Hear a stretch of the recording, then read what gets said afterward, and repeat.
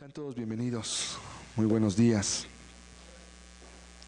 Vamos a ver hoy juntos el estudio que la semana pasada dijimos que íbamos hoy a examinar con respecto a una breve historia y significado que tiene la Navidad, o que debería tener lo que la gente celebra o da por hecho que es la Navidad.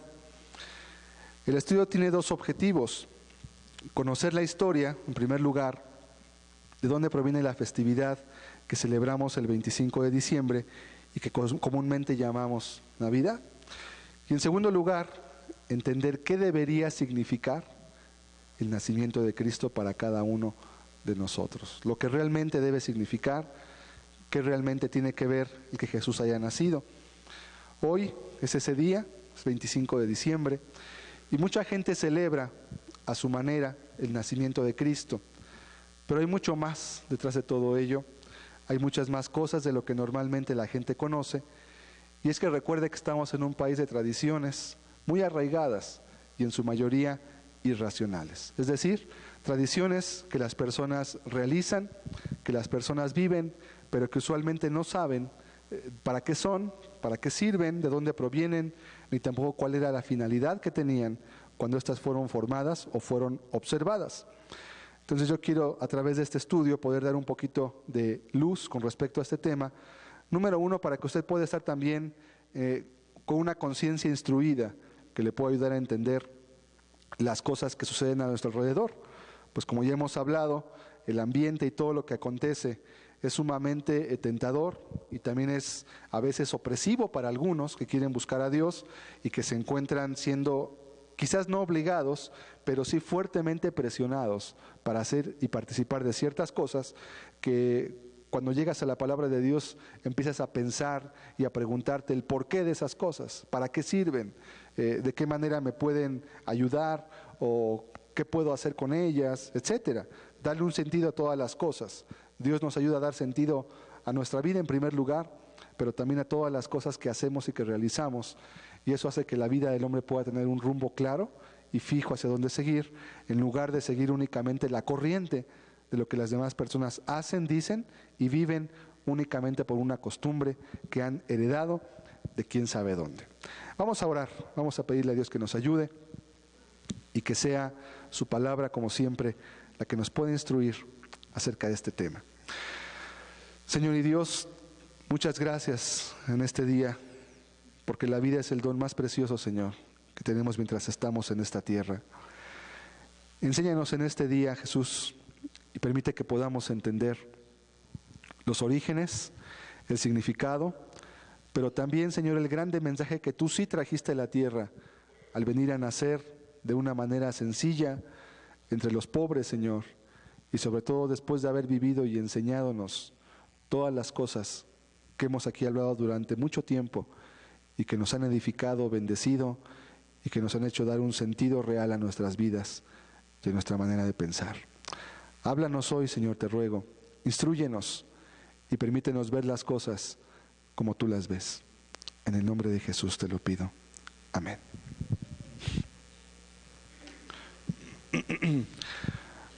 Vamos a leer Mateo 1:18 hasta el 25 y vamos a leer lo que la Biblia describe con respecto al nacimiento de Cristo. Y vamos a ver varias cosas a partir de ello. Dice la Escritura: el nacimiento de Jesucristo fue así. Estando desposada María su madre con José, antes que se juntasen, se halló que había concebido del Espíritu Santo. José su marido, como era justo y no quería infamarla, quiso dejarla secretamente. Y pensando él en esto, he aquí un ángel del Señor le apareció en sueños y le dijo: José, hijo de David, no temas recibir a María tu mujer, porque lo que en ella es engendrado del Espíritu Santo es. Y dará a luz un hijo, y llamará su nombre Jesús, porque él salvará a su pueblo de sus pecados. Todo esto aconteció para que se cumpliese lo dicho por el Señor, por medio del profeta, cuando dijo: He aquí, una virgen concebirá y dará a luz un hijo, y llamará su nombre Emmanuel, que traducido es Dios con nosotros. Y despertando José del sueño, hizo como el ángel del Señor le había mandado y recibió a su mujer. Pero no la conoció hasta que dio a luz a su hijo primogénito y le puso por nombre Jesús. Este texto nos ilustra, nos describe el relato bíblico de lo que sí pasó cuando Jesucristo iba a nacer y también cuando nació, porque nos explica varias cosas. Podemos ver en este texto muchas cosas importantes. De las más importantes quizás que podemos resaltar es que siempre era problemático estar cerca de Jesús. Aún desde antes que naciera en este mundo, ya era un problema el tener que ver con Él. Y hasta hoy las cosas no han cambiado. Si tú quieres tener que ver con Cristo en verdad, vas a tener problemas siempre con la gente. Porque iba a llegar de una manera sobrenatural y pues había unos problemas muy graves por la preñez de una mujer que era virgen, es decir, que no había tenido relación con ningún varón y que además después se encontraba preñada. Eso iba a ser muy grave y entonces ya implicaba problemas para los padres, tanto para María y José. Dice la Escritura que siendo un hombre justo, es decir, un hombre que tenía temor de Dios, pues quiso dejarla secretamente. ¿Para qué? Para que no se supiera que ella adulteró y porque no quería casarse con una mujer que había cometido un pecado. O sea, en su justicia él quiso hacer eso, no era un temor a ninguna otra cosa, pero después de que un ángel le dio un mensaje y le instruyó sobre lo que pasaba con María, pues él se mostró todavía más justo, aceptando los riesgos que implicaban quedarse con una mujer que estaba ya preñada antes de estar ya casada formalmente, porque ya estaban desposados. Ellos ya estaban comprometidos formalmente. Para la cultura judía ellos ya eran esposo y esposa, pero hasta que no hubiera la ceremonia pública no podían ellos juntarse ni vivir juntos. Pero entonces José se quiso quedar con ella de todos modos y bueno, tuvo grandes problemas. También es importante que el nombre de Jesucristo es Jesús, el nombre que significa en hebreo Jehová salva o Jehová es salvación. Eso significa el nombre Jesús. Y ya desde ahí nos viene a dar el significado completo de lo que Jesús quería hacer en la tierra. Salvar, pero especifica de qué. Salvar a su pueblo de sus pecados. ¿Sí? No te iba a salvar de la crisis económica, no te iba a salvar de la enfermedad. Dios también puede hacer esas cosas si quiere y si conviene. Pero lo principal y a lo que Jesús vino es a salvar a la gente de todos sus pecados. Eso es lo principal. También entendemos en el verso 23, vamos a poner el verso 23. Dice la Escritura en este texto: He aquí una virgen concebirá y dará a luz un hijo y llamará su nombre Emmanuel. Fíjense que esto es la palabra que un ángel le da a José y le dice cuál iba a ser su nombre, Emmanuel, que traducido es del hebreo, Dios con nosotros. Es decir, que Jesús no iba a ser un apóstol más o un mensajero, como algunos quieren decir. Jesús no era solamente un hombre, era Dios mismo hecho carne. Traducido, el nombre de Cristo es Dios con nosotros. O sea, Dios mismo vino a morar con nosotros. Y desde los libros de Isaías y anteriormente ya estaba profetizado. En Isaías habla que cuando Cristo viniera, hay una profecía que decía: Dios mismo bajará, Dios mismo vendrá y estará con su pueblo. Dios iba a descender con su propio pueblo e iba a estar con él y lo iba a ministrar. Entonces Cristo, desde antes de nacer estaba profetizado, él va a ser Dios. Y precisamente si Dios iba a venir a esta tierra como hombre, su entrada tendría que ser algo fuera de lo común. Por eso le escogió nacer de una mujer virgen. Sí, de una mujer que no tuviera contacto, porque era algo milagroso. Igual el simple hecho de que Dios viniera ya era una seña del grande amor y la buena voluntad, como veremos, de Cristo en todo ello. También podemos ver que María es la madre de Jesús, que es la encarnación de Dios, pero despojado de sus atributos. Es decir, Jesús sí es Dios, pero Dios mismo se despojó, ¿sí? Sería como un rey que su capa y su trono y su corona le dan una investidura. El ser humano que está abajo es un ser humano como cualquier otro, pero el que alguien traiga una corona y tenga un cetro y tenga además una capa, ¿verdad?, que usualmente es de una piel de animales, y además se sienta en un trono, eso le da una investidura, aunque sea un ser humano. Bueno, lo que hizo Dios fue que Él se despojó de esa corona, se despojó de ese cetro, se despojó de esa capa, se levantó de ese trono y se hizo como uno de nosotros, pero sigue siendo Dios. Pero dejó sus atributos principales, o los más grandes: la omnipresencia, la omnisciencia, todo aquello que Dios podía hacer, todo aquello que era únicamente cualidad de Dios. Él se despojó de ello para hacerse igual a ti y a mí en forma humana. Por tanto, María es la madre de Jesús, pero es un error decir que es la madre de Dios, el creador de los cielos y de la tierra. En primer lugar, porque Dios no tiene principio ni tiene fin. Es decir, Cristo siempre ha existido, Dios siempre ha vivido, nadie lo creó a Él, es increado. Por lo tanto, si María fuera la madre de Dios, como se entiende popularmente, entonces ¿quién creó a María? Si a Dios nadie lo creó y siempre ha existido. Es un vaso que fue utilizado por Dios, un vaso santo, un vaso limpio, utilizado por Dios para engendrar a Jesucristo como hombre. Es la madre terrenal, pero no es la madre de Dios. Como decir, es la madre del que creó todo, y como es la madre del que creó todo, pues entonces ella es la reina de los cielos. Luego hablaremos un poquito acerca de ello. No, fue un vaso útil, en el cual Dios escogió para poder engendrar a Jesucristo. Porque tenía que nacer de una mujer para ser igual a ti y a mí. Tú y yo nacimos de una mujer. Bueno, también Jesús no podía aparecerse de repente así, de la nada, y aparecer como un espíritu y luego encarnarse. No. Tenía que nacer y ser igual en todo a ti y a mí. Por eso tenía que nacer de una mujer, por eso tenía que estar en una familia, ¿verdad? Como todo ser humano. Y así fue como Dios decidió que debería venir. Y María, pues obviamente no es la madre de Dios en el sentido de que no es la madre del que creó todo. Es la madre de Jesús, eso sí es cierto. Y mucha honra al lugar, porque el ángel le dijo: bienaventurada eres. Era una grande dicha ser escogida para tener semejante misión, aunque también implicaba grandes problemas. Porque hay dogmas por ahí, por ejemplo, como el de la virginidad perpetua de María. Pero ¿sabía usted, por ejemplo, que este dogma, porque es un dogma, porque nadie lo puede explicar, ya que la Biblia habla de que Jesús tenía hermanos y hermanas, y no eran hijos previos de un matrimonio de José ni nada por el estilo, sino que eran su hermano y su hermana carnales? Este dogma fue instituido por la Iglesia Católica hasta el año 451 después de Cristo. Antes del 450, nadie creyó, ni los primeros papas creían en la virginidad perpetua de María. ¿Por qué? Pues porque la Biblia es muy clara. Vamos a poner el verso 25 de Mateo 1. Y el texto es claro. Y en esta parte es una de las pocas modificaciones que la Iglesia Católica tiene con el texto original. Y es un texto clave. Dice el verso 25: pero no la conoció hasta que dio a luz a su hijo primogénito y le puso por nombre Jesús. ¿Sí?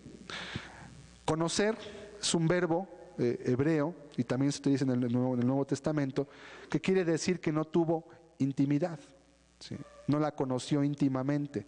Usted puede leer, por ejemplo, de David, que dice que conoció a su hermana cuando él cometió de un hijo de David, que fue Amnón, que tuvo una relación con su hermana Tamar. Dice que no la conoció. Y habla de ahí, todo el Antiguo Testamento habla en el verbo conocer, habla de un conocer íntimamente, de conocer algo por experiencia de manera íntima. Pero además dice en este texto, en el verso 25, vamos a volverlo a ver, dice que no la conoció, o sea que no tuvo intimidad con ella, hasta, dice, que dio a luz a su hijo. Además dice primogénito. La palabra primogénito quiere decir el primero de entre varios. Si Jesús hubiera sido el único hijo del matrimonio, diría el hijo unigénito. Jesús sí es el hijo unigénito del Padre, porque solo hay uno, no hay dos iguales que Cristo como Dios. Pero carnalmente, como vino a engendrarse, es el primero de muchos, de otros más que hubo. Y es que no había nada de malo en una familia. Lo que pasa es que la Iglesia Católica ha utilizado la figura de María como una cuestión de adoración. La adoración a María también se dio hasta el 451 después de Cristo. O sea que durante casi 500 años, ningún cristiano ni ningún católico, porque ahorita hablaremos también un poquito de eso, jamás adoraron ni pensaron que María fuera virgen perpetuamente. Eso tiene mucho tiempo después de ello, cuando empezó a torcerse, y ahorita hablaremos un poquito de por qué tuvo que haber ese tipo de cosas que tuvieron que introducirse en todo ello. Entonces es primogénito, pero si usted en una Biblia católica usualmente va a decir el hijo unigénito. Y si usted quiere verificar eso, simplemente ocupa obtener un interlineal griego-español, donde viene el texto griego del Nuevo Testamento, y la palabra que está ahí puesta es primógenes, el primer engendrado, el primer nacido. Y el primer nacido implica que es el primero de entre varios, porque si fuera el único, no tendría por qué decir el primero, sería el hijo unigénito, como es el hijo unigénito del Padre. Además, Archibald Thomas Robertson, que es uno de los principales eruditos del Nuevo Testamento en cuanto al griego, dice en su serie de libros Imágenes Verbales del Nuevo Testamento, tomo 1, que el texto denota en su formación por los tiempos y otras cuestiones que José vivió en continencia con María hasta el nacimiento de Jesús. Es un verbo que es utilizado de esta manera y además no tiene nada de malo ni nada de incorrecto que ellos vivieran como un matrimonio normal. O sea, son ideas y exaltaciones ridículas que hace la religión con respecto a una figura que no tiene nada de malo, al contrario. En los tiempos de Jesús, de María, de todos ellos, era visto bien y era una dicha y era considerado una bienaventuranza tener una familia y tener muchos hijos. Las mujeres judías usualmente nunca se quedaban con un hijo cuando podían tener hijos. Siempre tenían suficiente familia porque para ellos la maternidad es muy diferente a como la vemos aquí. ¿Sí? Entonces, bueno, vienen una serie de dogmas, de ideas, de mentalidades, ¿verdad? Mexicanas también, de que las cuestiones sexuales son sucias, son incorrectas, de que eso es algo impuro, y eso viene desde ideas más atrasadas todavía, de algunos monjes como Agustín de Hipona, etcétera, etcétera, etcétera. Ahorita no es el tema de ello. Y entonces por ello se dice que no, entonces tuvo que ser virgen perpetuamente. Pues no hay una realmente virtud en ello, ¿sí? Estaba casada en un matrimonio. Tenía que tener un hijo y tenía que tener sus hermanos como era normal en cualquier familia judía. Nada de malo. Pero bueno, es importante entenderlo porque son cosas que hoy en día salen mucho a la luz, ¿verdad? Y se habla mucho de ello, pero solamente la gente no sabe lo que la Biblia dice con respecto a este tipo de cosas. Siguiendo adelante, esta fecha también nos da muchas cosas para pensar, pero tenemos en 1 de Juan 4, verso 1, una advertencia y también indicación que nos da la Escritura con respecto a lo que debemos de creer o de vivir. Dice 1 de Juan 4:1, amados, no creáis a todo espíritu, sino probad los espíritus si son de Dios, porque muchos falsos profetas han salido por el mundo. El texto es enfático cuando dice, amado, le está hablando a una iglesia, no creas a todo espíritu. Alguien habla por ahí del espíritu navideño, ¿verdad? La semana pasada hablamos de eso. Dice, no creas. ¿A qué se refiere? No des por hecho que todo lo que te dicen que es bueno, ni todo lo que te dicen que es malo nada más porque te lo dicen. Pruébalo. ¿Y qué es probar? Probar es examinar. Aquí dice probar los espíritus si son de Dios, porque muchos falsos profetas han salido por el mundo, ¿sí? Entonces la indicación es probar los espíritus. Y así vemos que en cada época del año, en cada tradición, festividad, en cada cosa que las personas hacen, hay un espíritu. ¿Qué es un espíritu? Es un ambiente. Es algo que te empuja a hacer o a dejar de hacer ciertas cosas. Eso es un espíritu. El espíritu navideño, cuando hay también, la Semana Santa también es un espíritu, todo ello, ¿verdad? Que va ligado a muchas cosas. Y son cuestiones que la Biblia dice, pruébalas. No des por hecho que son buenas. No des por hecho que son malas. Examínalas. Hazte crítico. Quizás el ser crítico es una de las virtudes del ser humano pensante. El poder criticar, examinar lo que recibe y le dan a tener, y no únicamente recibirlo tal como se lo dan. En tal caso dejaríamos de ser pensantes. Entonces, probar. ¿Qué probar de algo? Bueno, en primer lugar, probar sus frutos. Es decir, ¿qué produce ese espíritu o a qué lleva a la gente? ¿A qué es inclinada la persona cuando está en ese ambiente? Probar también implica reconocer o entender los orígenes de algo, pues una fuente no puede producir agua dulce y amarga a la vez, dice en Santiago 1:13. Ninguna fuente dice echa agua dulce y luego amarga al mismo tiempo. O el agua es dulce o el agua es amarga, pero no pueden ser las dos. Entonces una fuente o es dulce o es amarga. Un espíritu o es de Dios o no es de Dios. Y no puede ser de repente sí, de repente no. O siempre es de un tipo o siempre es de otro tipo. Y no puede ser de otra manera diferente.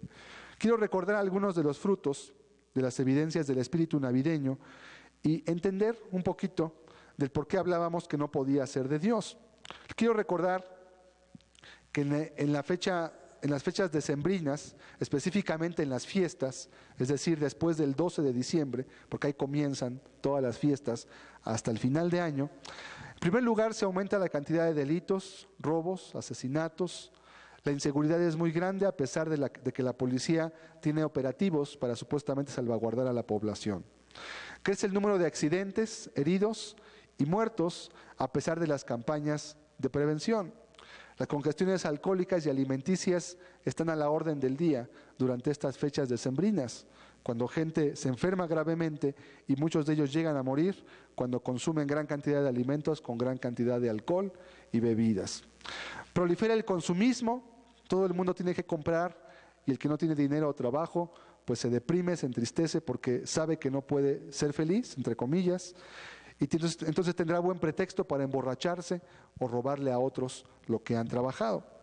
Las compañías de licores y centros comerciales hacen su agosto en diciembre y se incrementan enormemente los precios y las ventas no bajan a pesar de los incrementos sustanciales que los precios tienen, nada más que la gente no se da cuenta porque tiene un poco más de dinero en la bolsa, entonces todo cree que está barato. Además, como es una vez al año, dicen, pues aunque sea un gastar un poquito más no importa.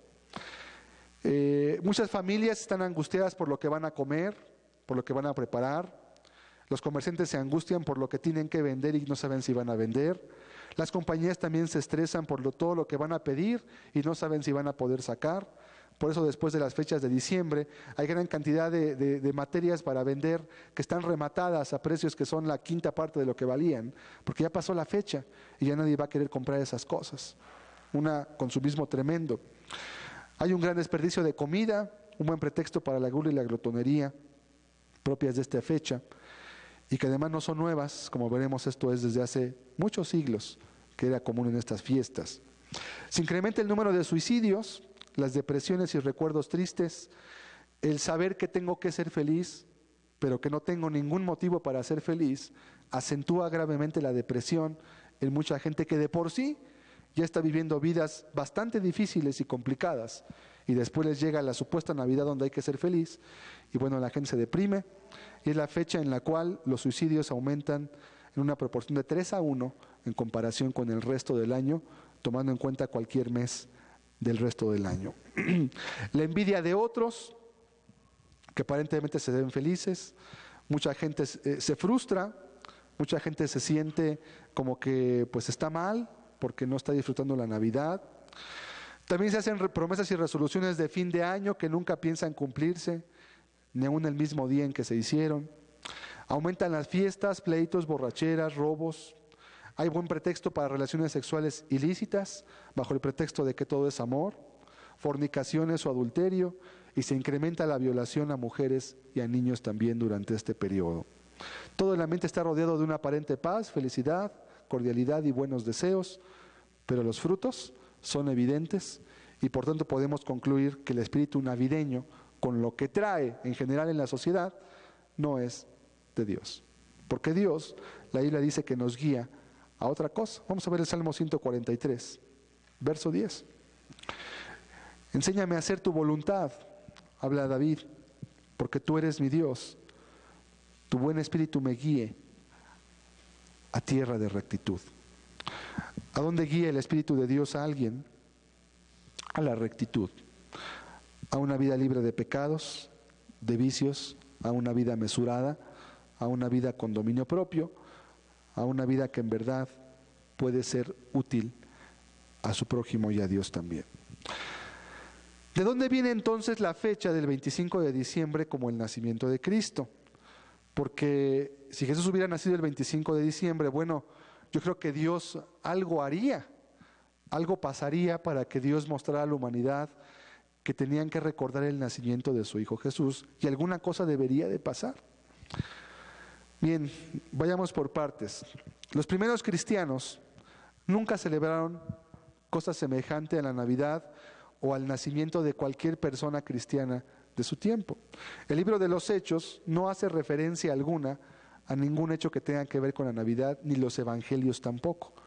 ¿Cómo no? El que acabamos de leer, pero no habla de la Navidad. Ahorita vamos a ver de qué hablaba todo ello. Tampoco los padres apostólicos, que fueron los que dirigieron la iglesia, las iglesias cristianas que ya había después del siglo I y que fueron instruidos directamente por los apóstoles, tampoco hacen ninguna referencia alguna al hecho de la Navidad como una festividad cristiana.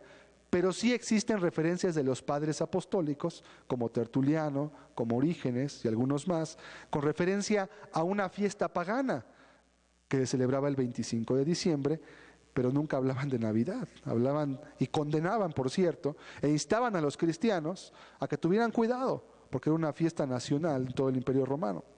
De igual manera, tampoco hay referencia de ningún historiador de la época acerca de este hecho.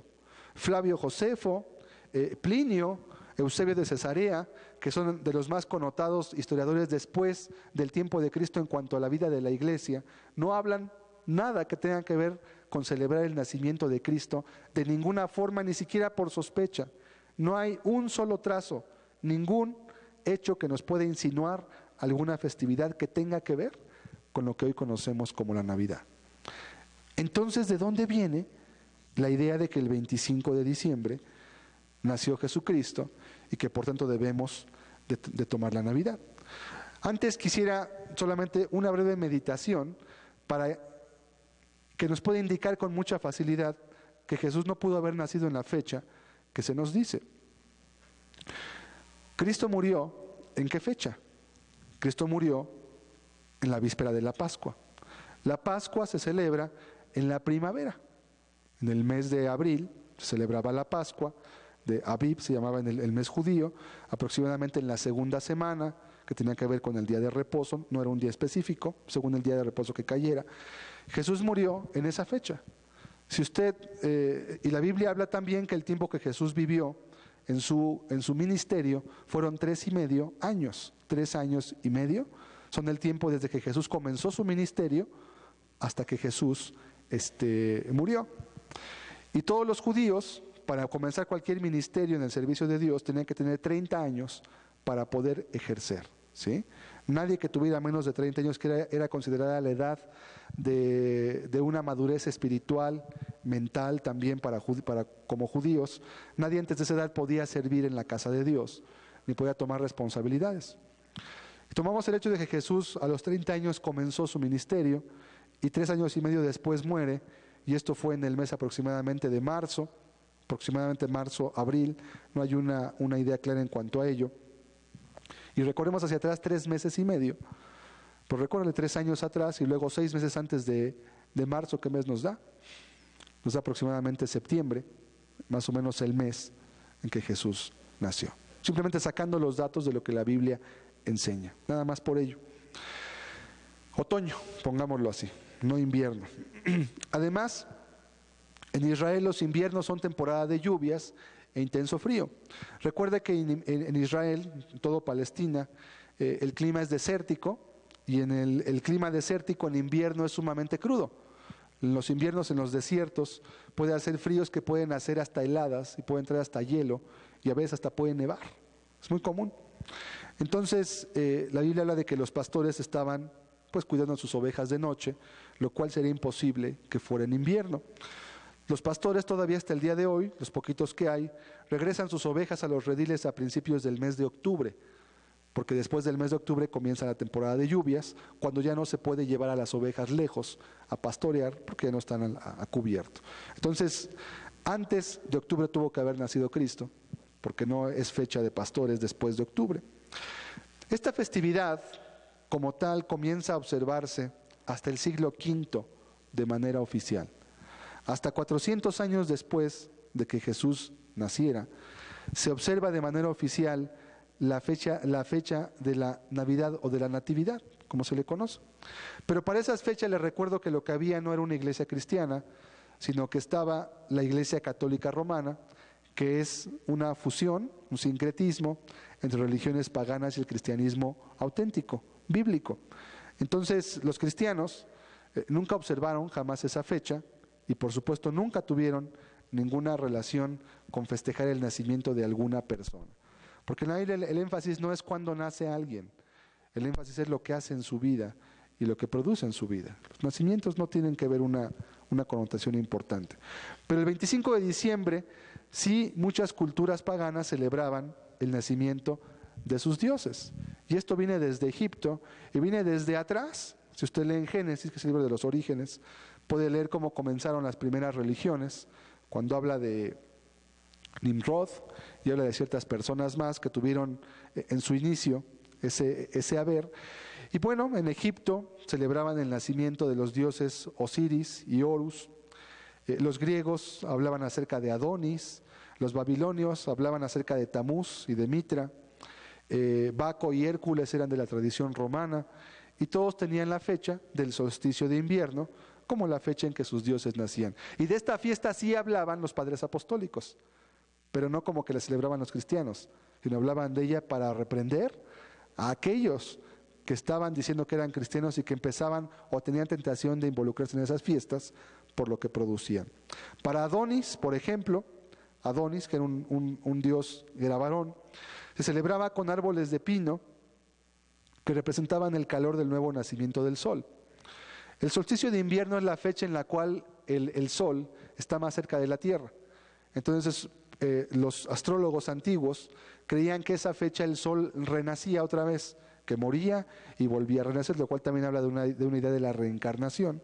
Entonces, cada solsticio de invierno, que no siempre caía en 25, por supuesto, pero en aquellos tiempos la astrología no era tan precisa como hoy. Hoy sabemos que el invierno entra el 22, el 23, el 21, depende de muchos factores.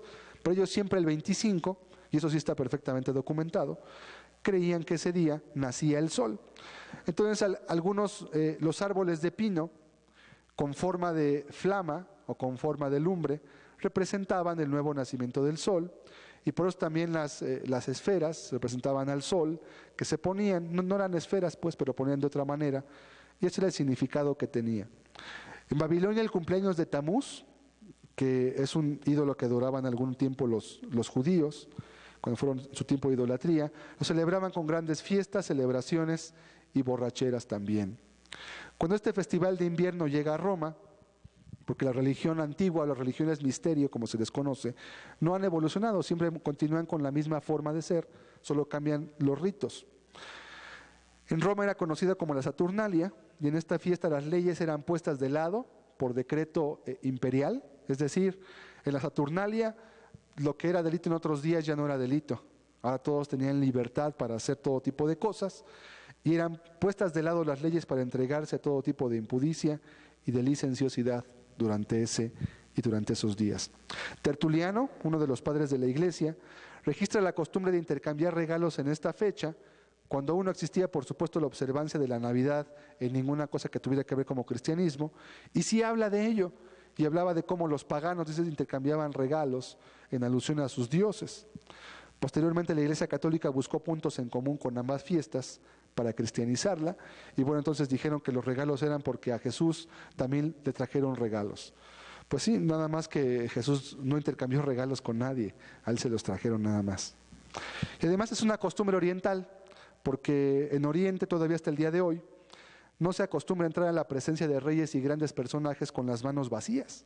O sea, es una afrenta que tú vayas a ver a un rey o a un emir o a alguien muy importante, un funcionario de gobierno importante, y que tú vayas sin nada. Es como una ofensa. Tienes que llevarle algo en tus manos como presente. Entonces, se intercambian regalos simplemente porque era una costumbre pagana que se tenía, pero con Jesús pues nadie intercambió regalos. Vamos a ver Mateo 2:10. Y además Jesús no estaba en un establo cuando le trajeron regalos, porque esa es la idea, ¿verdad? Por eso se ponen los nacimientos, y es que Jesús cuando le traen los reyes magos, ¿verdad? Que además eran reyes magos, y le traen los regalos al niño Jesús, pues no estaban ni en el establo, ni eran reyes, ni tampoco eran magos, ¿sí? Y al ver la estrella, dice la Escritura, se regocijaron con muy grande gozo. Y al entrar en la casa, vieron al niño con su madre María, y postrándose lo adoraron. Y abriendo sus tesoros, le ofrecieron presentes, oro, incienso y mirra. Dice el verso 11 que entraron en la casa. No dice que entraron en el establo, ni que estaba en un pesebre tampoco. ¿Sí? Cuando estos sabios llegan, los famosos reyes magos, como les llaman, que ni eran reyes ni eran magos, Jesús aproximadamente tendría unos 2 años de edad, porque ellos vieron la estrella de su nacimiento cuando estaban en sus lugares de origen. Y cuando vieron la señal, entonces fueron a buscar al rey que había nacido, lo cual da un tiempo muy amplio, y por eso estaban en la casa. No dice el verso 11 que estaban en el establo, ni que estaba Jesús acabando de nacer, porque la estrella nació, las estrellas que pasaron en el cielo, que los astrólogos saben que esa fecha, hubo una fecha que supuestamente dicen que es el 25, pero nunca han dicho los astrólogos que es el 25, para no meterse en problemas con la cuestión social, cuestión de la gente, pues. Dicen que hubo una fecha hace 2000 años más o menos, que las estrellas todas se alinearon en un solo punto, y bueno, que anunciaron algo muy importante. Los sabios de Oriente vieron esta señal y entonces fueron a ver al rey que había nacido. Pero número 1, ni intercambiaron regalos con Jesús ni con María. Número 2, el niño no estaba en un pesebre ni estaba en pañales, ya era un niño que más o menos tendría aproximadamente, le repito, unos 2 años, y que estaba en su casa. Y además no fueron regalos de nacimiento, porque Jesús ya había nacido hace mucho tiempo. Eran presentes que le estaban dando al rey que había nacido simplemente. Pero entonces, ¿de dónde viene la idea del intercambio de regalos y del nacimiento? El nacimiento lo introdujo Francisco de Asís en 1226 después de Cristo. Se estableció que había que haber nacimientos. ¿Y por qué Francisco de Asís? Pues porque iba a haber animalitos, ¿verdad? Y las vaquitas y las ovejitas. Entonces, como él era amigo de los animales, supuestamente, pues ya se hicieron los nacimientos. Pero antes de ello jamás nadie hizo todo ello. Entonces, poco a poco se fueron incorporando cosas que no tienen origen ni en la Biblia, ni en Cristo, ni en ningún personaje que tuvo que ver directamente con el Señor Jesús. Por otro lado, los árboles verdes siempre han estado en el conocimiento de que son utilizados en religiones paganas como forma de idolatría, ya sea que sea a su amparo o junto a ellos. Aún la Biblia habla de ello como ligado al uso de cultos idolátricos. En la Biblia aparecen como árboles frondosos, y un árbol frondoso pues siempre es verde, por supuesto. Vamos a ver unos textos, solamente quiero ponerlos, si quiere usted tomarlos como nota, para que los vea en su casa, y cómo el pueblo de Israel era reprendido porque adoraba a sus dioses, y en donde los adoraba, de los montes altos, en los collados, dice, y debajo de todo árbol frondoso también, ¿sí? Serán utilizados en una manera idolátrica. Ahora, si alguien pone su arbolito en su casa, pues no se sienta mal, ¿sí? O sea, no es un pecado, ni es del diablo, ni nada. Simplemente le quiero dar un poquito de instrucción acerca de lo que la Biblia sí enseña y de lo que la gente usualmente no sabe con respecto a lo que la Navidad es. O sea, no en el árbol ni las esferas tienen un demonio ni nada de eso. O sea, la gente lo hace por simple tradición, para que usted tampoco condene a nadie, ¿verdad? Es que a mí me dijeron que eso es de un culto idolátrico, entonces también tú eres un idólatra. No, espérate, no, por ahí no va la cosa. Nadie se ha convertido jamás diciéndole que las esferas son del diablo, ni que los árboles son idolátricos. Nadie se va a convertir por eso, ni le va a ayudar a nada. Sí. Yo se lo digo a usted que está aquí, para que usted tenga una base de las cosas y sepa por qué hacer y por qué no hacer también las cosas. Estos textos no son todos, hay otros textos más también, usted puede buscarlos, pero son significativos, porque ligan el uso de los árboles frondosos, verdes, porque un árbol frondoso está verde, esa es la idea, son utilizados en cultos idolátricos. Ok, podemos apagarlo. En el siglo VI también, misioneros católicos fueron enviados a Europa, o sea, hasta el año 500, a Europa del Norte, para convertir paganos a su religión. Encontraron entonces que entre los paganos de Europa del Norte estaban ahí algunos todavía antecesores de los vikingos, en las tribus nórdicas, en Suecia, en Noruega, y toda la parte norte de Europa, en Irlanda, etcétera. ellos tenían que el 24 de junio era una fecha especial para ellos, la cual también por supuesto celebraban a sus deidades. Entonces, pues fieles a su costumbre de cristianizar las fechas paganas, pues empezaron a buscar, a ver, 24 de junio, pues ya dijimos que el 25 de diciembre era el nacimiento de Jesús, ahora ¿qué podemos decir el 24 de junio? Pues empezaron a buscar, alguien por ahí dijo, oiga, pues eso tiene 6 meses antes de que nació Cristo, y pues ¿que no nació Juan el Bautista 6 meses antes de Cristo? Ah, pues sí. Bueno, entonces pongámosles que es el día de San Juan, ¿verdad? Y les decimos que ese día nació San Juan Bautista, y entonces cristianizamos la fecha pagana para que la gente se convierta al cristianismo. Entonces desde el siglo VI hasta el día de hoy, el 24 de junio es el día de San Juan también.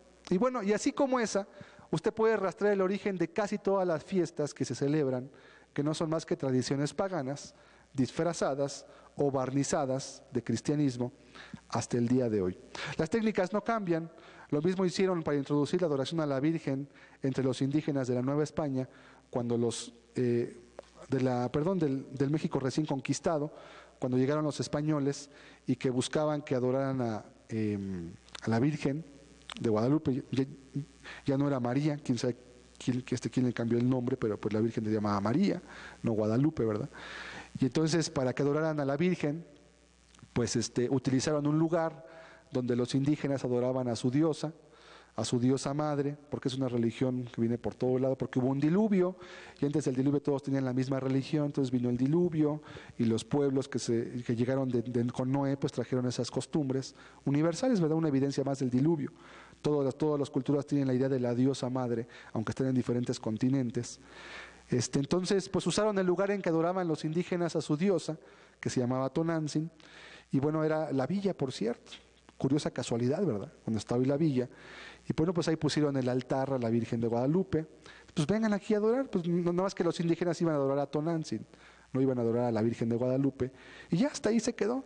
Y toda la gente que viene de Oaxaca y de Puebla y de Chiapas y de Querétaro y de ellos, pues vienen a adorar a Tonantzin, no a la Virgen de Guadalupe. No más que ellos no saben. Ellos piensan que es a la Virgen de Guadalupe. Pero allí era el centro de culto de la diosa de los indios aztecas que vivían aquí en el lago de Texcoco y en toda la parte que hoy es el Zócalo, etcétera, etcétera, donde había la ciudad de la Gran Tenochtitlan, ¿sí? Las técnicas no cambian, nada hay nuevo debajo del sol, solamente cambian las formas, pero la esencia es exactamente la misma. Entonces, la Navidad, como podemos ver, en primer lugar, no tiene trazos de cristianismo. En segundo lugar, fue instaurada cuando el cristianismo ya estaba en una decadencia total, después del siglo IV, después de Cristo, ya estaba en una decadencia total el cristianismo, porque ya había sido hecho religión oficial del Imperio Romano. Es decir, ya ser cristiano no implicaba riesgo de perder la vida, ya no implicaba esconderse muchas veces para ser cristiano y para adorar a Dios, sino que ahora era la religión oficial del Imperio Romano. Nada más que la religión oficial del Imperio Romano antes era una religión pagana, netamente pagana, que es lo que estamos hablando ahorita, que después se mezcló y se empezaron a buscar concordancias entre el cristianismo auténtico con la religión pagana romana del Imperio Romano, y además pues fue fundada pues no por un papa, sino por un emperador que se llamó Constantino, era un emperador de la Roma papal, que después fue la Roma papal, y que no tenía nada de cristiano más que el nombre nada más. Pero entonces, ¿qué sí significa la Navidad? Ya podemos ver que esto no tiene un trazo de cristianismo. Número 2, también quiero recalcar que si alguna persona cree en Cristo y a su manera celebra que Jesús nació porque él cree que es el 25 de diciembre, porque él sabe, por lo que sea, y de veras él adora a Dios y él sirve a Cristo con su vida, ¿verdad? Y él quiere poner su arbolito y quiere poner sus esferas y quiere comer lo que comen ese día y quiere hacer todo lo que quieren hacer, pues no hay ningún pecado en ello. Dice la Biblia en Colosenses que el que guarda una fiesta la guarda para sí, el que no la guarda pues para el Señor tampoco la guarda. O sea, no es una cuestión de que, entonces los cristianos verdaderos no celebran la Navidad. Pues yo no sé si alguna persona sea cristiana y no tenga este conocimiento y celebre la Navidad, y no por eso no es cristiana. Ni tampoco porque no la celebre ya es cristiana, ni porque si la celebre no es cristiana, ¿sí? Es una cuestión nada más de tradición. Esto no hace a nadie mejor, ni lo hace más cristiano, ni lo hace superior a alguien más. Si alguien no celebra la Navidad, pero pues sigue fumando, ¿verdad? Y sigue con todo lo que hablamos del espíritu navideño, aunque no celebre la Navidad, pues sigue estando mal. Eso no le va a quitar ningún peso, ni Dios le va a decir, tú eras bueno, o tú sí eras mejor que los demás porque tú no celebrabas la Navidad. O sea, no. Si alguien lo hace, y si alguien cree que nació el 25 de diciembre Jesús, y con su corazón le agradece a Dios, ¿verdad? Y adora a Cristo porque nació y porque dejó al Padre que viniera a su Hijo a vivir aquí, pues qué bueno que lo haya hecho. Yo no tengo ningún problema con ello, ¿sí? Y no hay nada de satánico en un árbol, ni en una esfera, ni es una costumbre pecaminosa. Lo pecaminoso es todo lo que estamos viendo acá. El consumismo, el materialismo, la glotonería, el desenfreno en todo tipo de cosas, las orgías, todo tipo de excesos. Eso sí, todo lo demás, y yo lo comento para que nadie diga que pues está mal, que es un pecado, que esto es del diablo. Yo nunca he dicho eso. Yo estoy dando la historia de dónde vienen las costumbres y tradiciones que tú y yo durante mucho tiempo nos enseñaron a observar, ¿sí? Pero pues yo quiero saber de dónde viene lo que yo hago. No me basta que me digan que esto es de Dios, yo quiero saber de dónde viene. Y bueno, pues hay libros, gracias a Dios hoy hay mucha información disponible, y cualquiera que quiera saber, si es meticuloso y le gusta leer y le gusta investigar, puede darse cuenta de muchas cosas y no ser uno más del montón que simplemente hacen las cosas porque los demás las hacen. Nada más, esa es la idea. Bien, la última parte de este estudio, ¿qué sí significa el nacimiento de Cristo? No importa si nació el 25 de diciembre o el 2 de octubre o el 5 de agosto, no importa. Lo que importa es que Jesús nació, eso es lo importante. Y lo importante es que no es para celebrarlo en un día, sino de una manera mucho más trascendental en nuestra propia vida. Vamos a ver Lucas 2:7. Lucas 2, verso 7. Y dio a luz a su hijo primogénito, y lo envolvió en pañales y lo acostó en un pesebre, porque no había lugar para ellos en el mesón. Cristo no fue recibido en un lugar, y esto podríamos aplicarlo de alguna forma, de manera de que hoy también Jesús no es recibido por el mundo, y no quiere ser recibido por él. Lo más triste es que en muchas vidas tampoco se reciben ni hayan lugar para sí, pues estas fechas, como ya lo hemos visto, que se supone que se celebra a Cristo, lo último que la gente quiere hablar en estos días es de Cristo. Es lo último que la gente quiere saber, es lo último que la gente quiere mentar o hablar. La gente quiere todo menos a Cristo. Por eso la Escritura dice aquí, yo estoy a la puerta y llamo, ¿verdad? Pues sí, dicen que me sirven, que me honran, pero pues yo estoy a la puerta. Y llamo, y pues si alguno me abre, ¿verdad? Y hace mi voluntad, y hace lo que yo le digo, pues será mi amigo, y yo lo voy a bendecir, y voy a estar con él, etcétera. Es una cuestión personal. Eran nuevas de gran gozo. Era la muestra de la buena voluntad de Dios para con el mundo entero. Pero es malinterpretada. Se ve a Dios entonces como alguien bonachón, quizás, que va a pasar todo por alto, que no va a hacer nada, que no va a hacer justicia, que no tiene realmente importancia cómo vivamos. Pero Jesús vino a nacer precisamente, te lo repito, para salvarnos del pecado. A eso vino Cristo, a salvar tu vida del pecado. Y Jesús sí nació, y eso es un hecho histórico perfectamente documentado que cualquiera lo puede verificar. No es una leyenda, ¿verdad? No es una leyenda como las que hablan acerca de Hércules, ¿verdad? Y de los dioses del Olimpo, y de Zeus, y de Venus. Eso son puras, es la mitología griega. O sea, son mentiras, son cuentos, son inventados, eso no existe. Es mitología. No, Jesús no es mitología. Jesús es un ser real, que sí nació, que sí vivió, que tan grande fue el legado que dejó, que la humanidad cuando ve a Cristo lo que hizo, sus palabras y lo que enseñó, pareciera como que la humanidad dijo, antes de que Él viniera no tenía sentido en nuestra vida. Por eso hoy estamos en el 2005 después de Cristo, ¿sí? Que Cristo fue tan trascendente su misión en esta tierra que la gente dijo, no tiene sentido que hayamos vivido nuestra vida antes de que Él viniera a nosotros. Y no nada más de que naciera, sino que realmente vivir en el corazón de cada ser humano.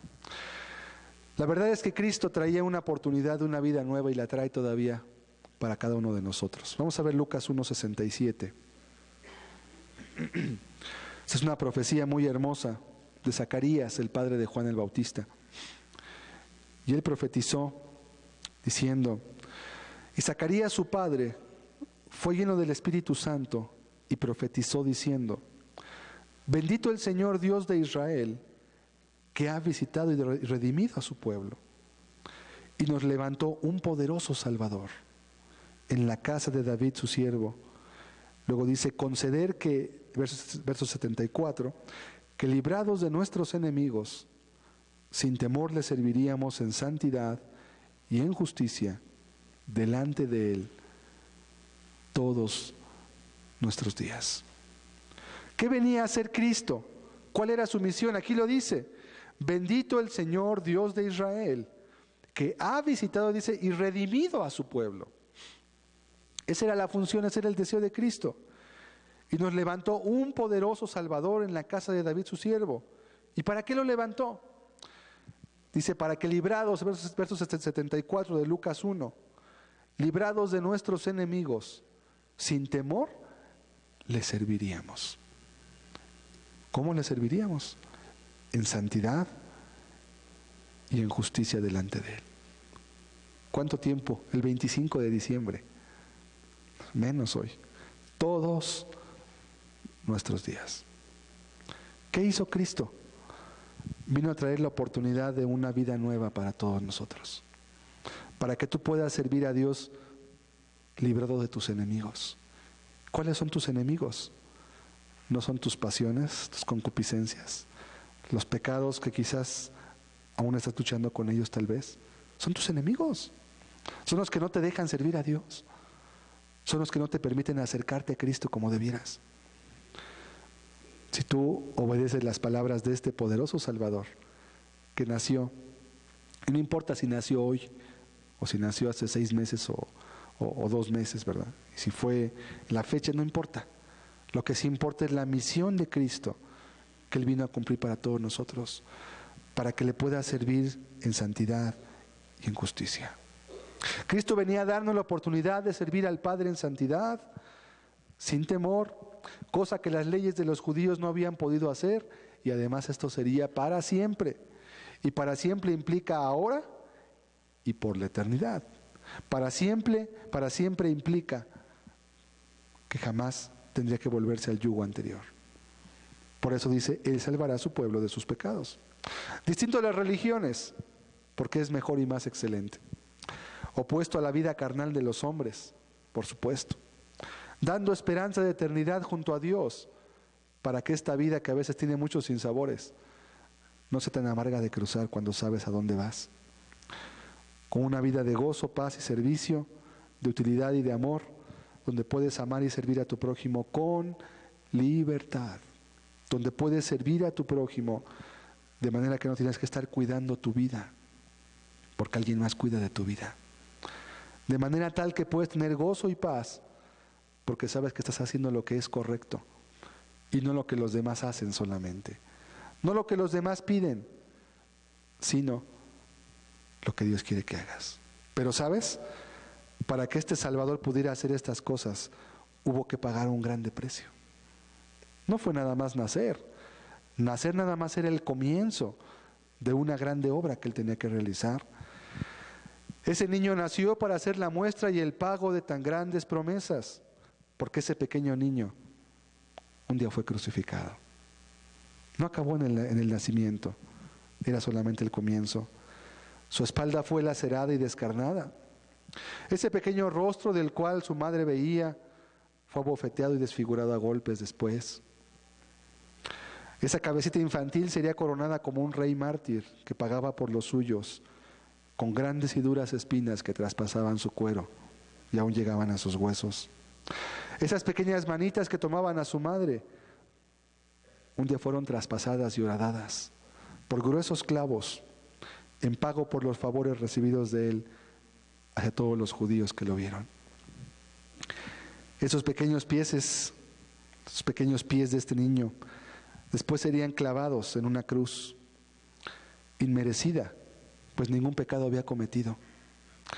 Ese pequeño corazón que palpitaba rápidamente, sería un día destrozado por el esfuerzo de tan larga y dura agonía y pena. y literalmente estallaría, muriendo de una manera repentina, no sin antes tener un grande y terrible tormento en esa cruz. Ese pequeño vientre sería traspasado por una gruesa lanza para atestiguar que la muerte realmente había visitado al Hijo de Dios, que no estaba desmayado, que no estaba en trance ni estaba en coma, porque sangre y agua salió de su cuerpo. Sangre cuajada, ¿verdad? Cuando un corazón ya no late, sangre que desciende, y el agua que se separa de la sangre. Primero salió la sangre y después salió el agua. Muerto, literalmente. Grandes cosas había hecho este Cristo, pero hubo un grande precio que pagar para todo ello. Y realmente el significado de que Jesús nazca es que tienes la oportunidad de poderte arrepentir, de dejar tus pecados, tu vana manera de vivir, de dejar todo lo que la sociedad hoy quiere que tú tengas, vivas y encuentres, para que a cambio de ello encuentres al Hijo de Dios, que sí te ha amado, que sí ha hecho por ti muchas cosas, y que sí quiere darte la oportunidad de que vivas y lo sirvas, no un día al año, no los domingos, no, todos los días de tu vida, porque es Rey por la eternidad. Y quien lo honra hoy, lo hará por siempre, pero quien no lo honra hoy, quizás pierda la oportunidad de honrarlo para siempre también. Porque es un rey, y ciertamente nació, pero no nació como rey, no porque no fuera rey, porque su reinado no era de esta tierra, su reinado no era para imponerse por la fuerza, su reinado no era para únicamente decretar cosas y cumplirlas, era un reinado que a través del amor y sobre todo del sacrificio de su propia vida iba a quebrar hasta el corazón más duro para que pudiera entregarse a Cristo. A través del amor, de sus enseñanzas, su ejemplo y el legado que nos deja hoy sus palabras en la Escritura, pudiéramos tener la luz para saber por dónde andar, para no caer en agujeros, para no tropezarnos constantemente, para saber cómo guiarnos y conducirnos toda nuestra vida.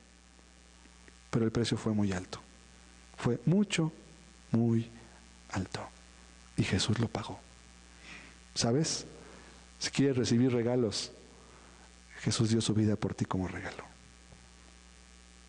Él sí te dio un regalo a ti, y es un regalo que nunca le vas a poder pagar, porque por más que hicieras por Él, nunca podría haber un equivalente para tú pagar lo que Él sí hizo por ti. Y además Él dio ese regalo sin esperar recibir nada a cambio, porque no sabes si tú vas a creer o no vas a creer. Yo no sé si tú después de aquí te vas a ir a emborracharte o te vas a ir a ver la tele todo el día. Yo no sé qué vas a hacer hoy en la tarde, pero Jesús dio su vida por ti, y eso llévatelo en la cabeza. Y Él solo lo que te pide es que le entregues tu vida, que te arrepientas de corazón, que dejes toda tu vana manera de vivir y que te vuelvas a Él y le entregues todo lo que eres, para que un día puedas morar con Él en la eternidad. Es todo lo que Él te pide. Y no te lo pide como a cambio, porque no es un trueque. No es un trueque, porque lo que Jesús dio no tiene valor que pueda ser pagado por ningún ser humano. Pero sí puede haber, y sí puede ser, una oportunidad para que, como dijo Zacarías, seas librado de tus enemigos y sirvas a Dios todos los días de tu vida en santidad y en justicia. Eso sí significa el nacimiento de Cristo. Era el inicio, era el regalo del Padre al mundo, porque de tal manera amó Dios al mundo, ¿verdad?, que ha dado a su Hijo unigénito. Lo dio, lo entregó. Y aún Cristo, después de que fue dado, Él dijo: nadie me quita mi vida, yo la pongo por mí mismo. No, el Padre no me quita mi vida, yo la estoy poniendo por mí mismo. Yo la pongo. ¿A quién le decía eso? A los discípulos. ¿Y para qué la ponía? Por amor a ustedes, les decía. Para que tengan la luz de la vida. Porque yo soy la resurrección y la vida. Porque soy la luz del mundo. Porque soy el agua para el sediento. Porque soy el pan para el hambriento. Porque soy el todo para el ser humano. Si tú no comprendes el significado de que Cristo haya nacido, únicamente comerás alguna comida y te juntarás con tu familia nada más, pero perdiste la verdadera Navidad, la natividad, el nacimiento de la vida, nativitas, nacimiento de la vida. La vida era la luz de los hombres, dice en Juan 1. Y esa luz verdadera venía al mundo. Y esa luz que es Cristo nació para darte vida a ti. Nació para enseñarte y mostrarte cómo hacer las cosas de una manera correcta. Querido amigo, concluyo diciéndote que la Navidad es una fiesta que no se celebra un día. Es algo que los cristianos celebramos todos los días de nuestra vida. Porque Jesús no solamente nació en Palestina y en Israel. Jesús puede nacer en tu corazón cuando tú dejes tus pecados y te vuelvas a Él con todo tu corazón. Él puede nacer aquí adentro y vivir para siempre dentro de tu corazón y enseñarte cómo vivir y cómo estar en esta tierra hasta que Él venga. Te invito a cerrar tus ojos un momento. Es más bien un momento para meditar la Navidad. ¿Por qué Jesús nació? ¿Te has preguntado por qué nació Cristo aquí? ¿Por qué Dios tenía que venir a esta tierra? ¿Para qué? ¿Qué necesidad tenía? Si era Dios y estaba en los cielos.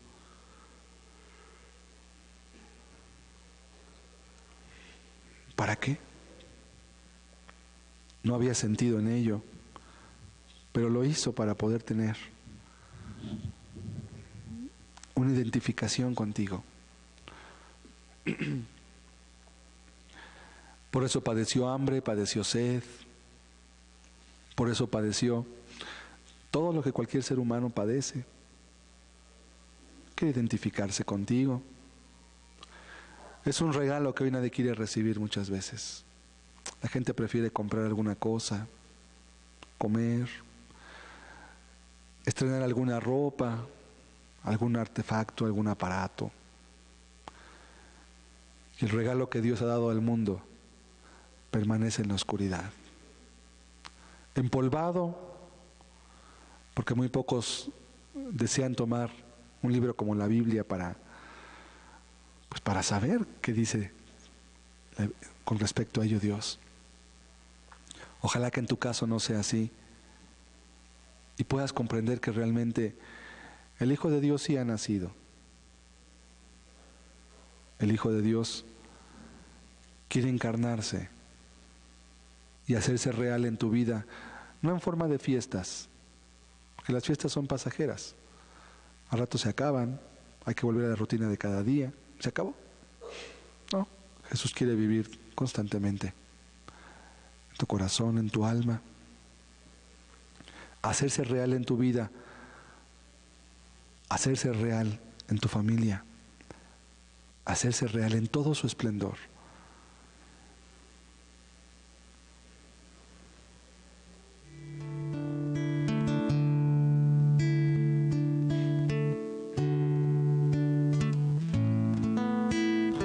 Cristo está en estas fechas tan cerca, pero también tan lejos al mismo tiempo. Tan cerca porque está en las palabras de mucha gente, porque está en los anuncios de televisión, de radio, en los panorámicos, en las tiendas comerciales, pero tan lejos, porque nadie piensa en Él de la manera correcta. Viene a ser poco más que un pretexto para una fiesta y una tradición que se lleva mucho más de lo que deja.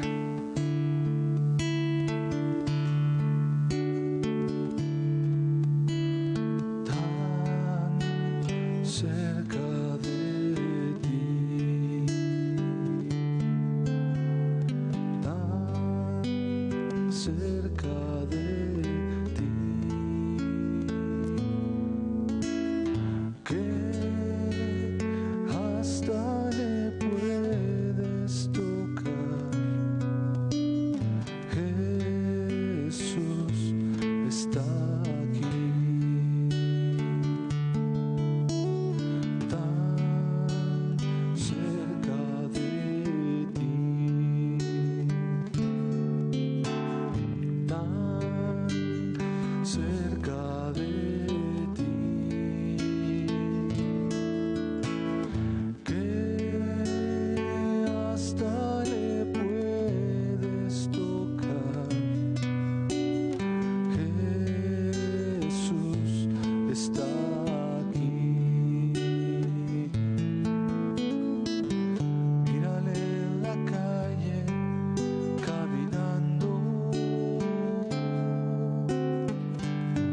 paseándose en la multitud. Muchos ciegos van porque no le ven, ciegos de ceguera espiritual. Tan cerca de ti, tan cerca de ti, que hasta le puedes tocar. Jesús está aquí. Háblale muy cerca al oído, cuéntale las cosas que hay en ti y que solo a él le interesarán. Él es más que un mito para mí. Tan cerca de ti, tan cerca de ti, que hasta le puedes tocar. Jesús está aquí.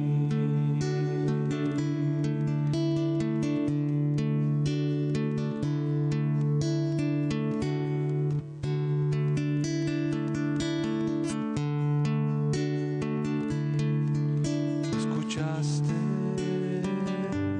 la voz de mi súplica cuando más necesitaba de ti. Tus oídos estaban abiertos y tus ojos miraban a mí. Lo escuchaste, la voz de mi súplica cuando más necesitaba de ti. Tus oídos estaban abiertos y tus ojos miraban a mí. Tú eres Dios verdadero,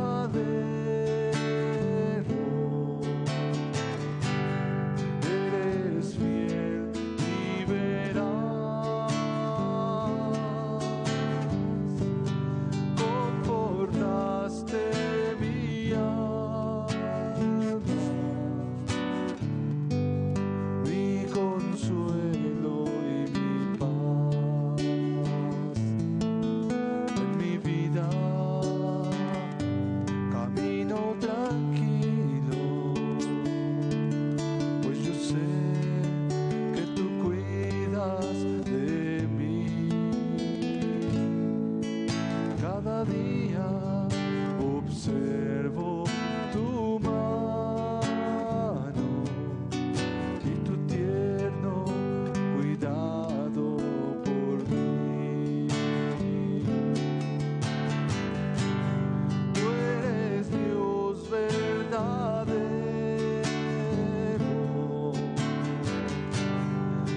eres fiel y veraz,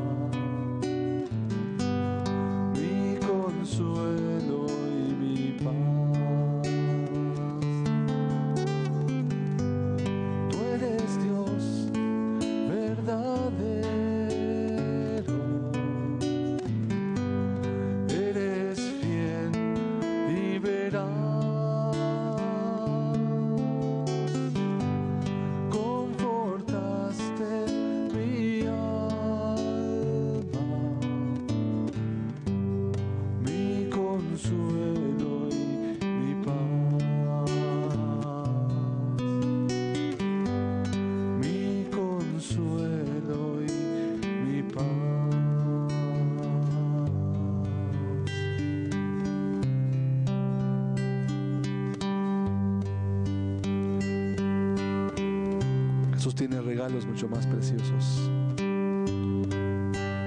que Él ya ha pagado por ellos y que están al alcance de tu mano si tan solo haces lo que Él te dice. Regalos que no caducan, que no se rompen y que no se pueden comprar con dinero de esta vida.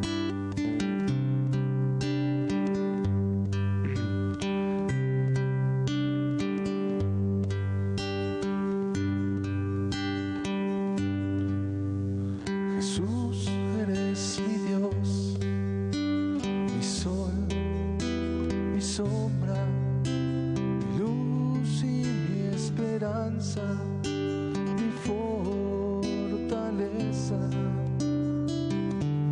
Eres mi profeta, mi pastor, mi maestro, mi roca, mi rey, mi ancla, mi puerto, mi fe y mi antorcha.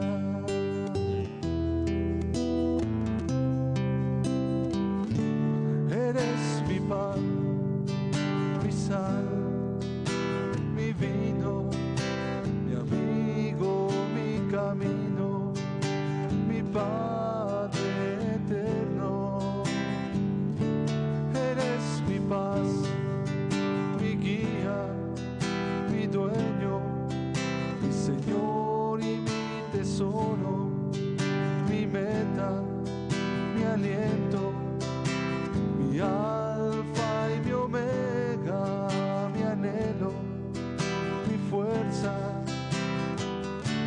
Eres mi árbol de vida eterna, mi viña, mi higuera, mi huerto de riego. Eres mis palabras, mi sonrisa, mi recuerdo, mi llanto, mi celo, mi rema del cielo, mi logos eterno, mi canto, mi alabanza, mi justicia, mi hermano, mi romance, mi amor, mi sueño, mi pasión, mi oración, mi ruego, mi labor y mi sudor, mi reposo, mi cielo. Eres mi aventura, mi patria, mi fuego, mi muro, mi río, mi guardia, mi lluvia, mi herencia, mi gloria, mi premio, mi angustia. Eres mi Mesías, mi Cordero eterno. Eres mi todo.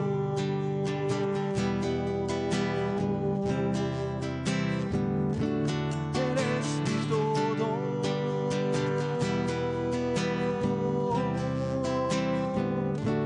Eres mi todo.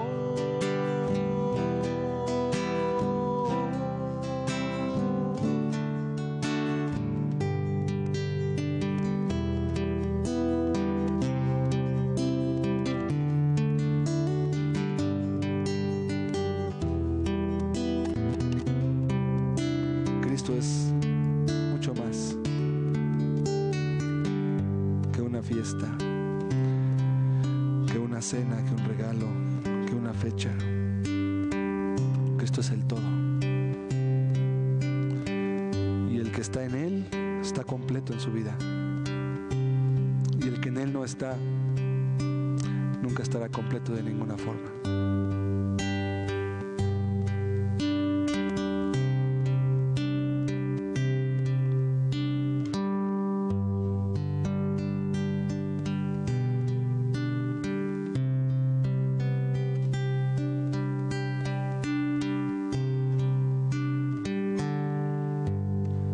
Muchas gracias, Señor,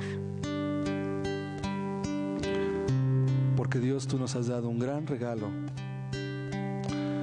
que siempre ha estado, Señor, presente presente, que tu palabra, Señor, nos muestra y nos enseña, pero que tú nos haces ver con claridad.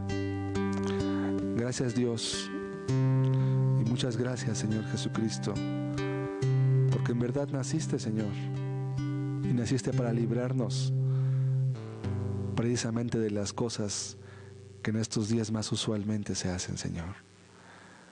Gracias, Padre, porque la libertad que tú das es real, es completa, y porque abarca el alma, el espíritu y también el cuerpo. Gracias, Señor, en el nombre de Jesús. Amén.